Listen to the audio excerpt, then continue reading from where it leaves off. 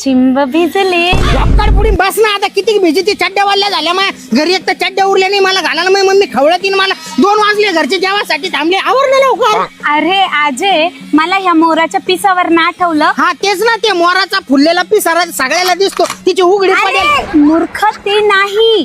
माझा ना गावाकडे एक मित्र होता आणि त्याला आहे ना एवढं मोठं टॅलेंट होतं त्याच्याकडे. तो सगळ्या प्राण्यांचे आवाज काढायचा. तुझ्याकडे आहे का असं काही टॅलेंट? अरे आपल्याकडे आहे ना. ऐकायचं तुला टॅलेंट? हा. ऐका. हा. ब